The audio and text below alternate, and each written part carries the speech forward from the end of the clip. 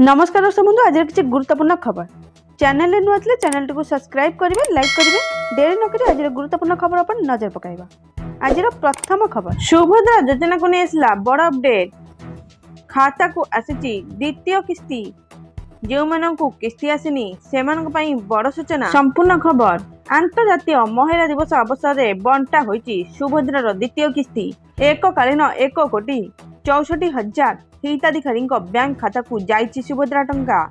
ब्रह्मपुर आंबपुआरे शुभारंभ कर मुख्यमंत्री जहां नहीं बेस उत्साहित अच्छा महिला अधिकांश महिला खाता को सुभद्रा टंका आसिथिया बेले अनेक को एही टंका मिली नहीं जहां को नहीं सेमानक मध्यरे द्वंद्व अछंती एही टंका केबे मिलिबो बोली प्रश्न उठुची। उप मुख्यमंत्री सूचना दैछंती कि परे आवेदन करुवा महिला मानकु सुभद्रा योजना लाभ निश्चिंत भावे मिलिबो। सुभद्रा टंका पई आवेदन करिवार शेष आवेदन तारीख मार्च 31 रही। वर्तमान जने चाहिले भी रेजिस्ट्रेशन करि परिबो।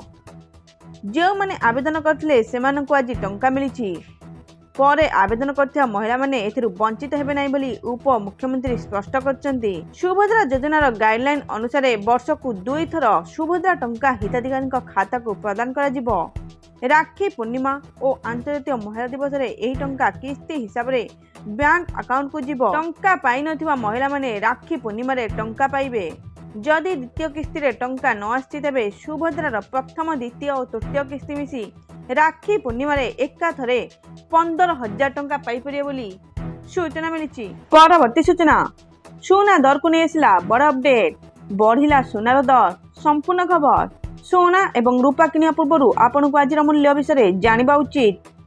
जदि आप सोना रूपा किनबा चाहते तेबे सोना रे निवेश करबा चाहते तेबे आपन पई गुरुत्वपूर्ण खबर। तेबे आसंतु केउ सरे केते रेट अछि आज भारतीय बाजार रे 22 कैरेट सोनार 10 ग्राम रेट 80,400 टका थिला बेले 24 कैरेट सोनार दाम 87,710 टका रही।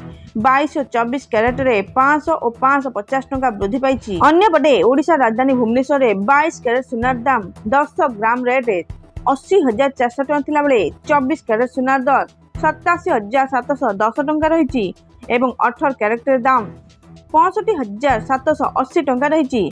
22 और 24 और 18 कैरेट रे 500, 550 और 400 टका बढ़ी। 24 कैरेट सोना 99% 9% शुद्ध एवं 22 कैरेट प्राय 91% शुद्ध।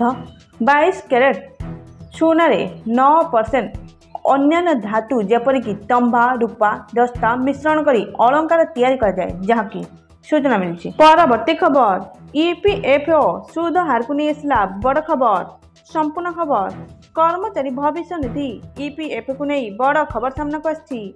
ईपीएफ सुध हार रे कोनोसी परिवर्तन हुई नहीं। 2024 एवं 2025 आर्थिक वर्ष पई ईपीएफ जमा उपरे सुध हार पूर्व परी 8.25% बजाय रखा निष्पत्ति नियायछि।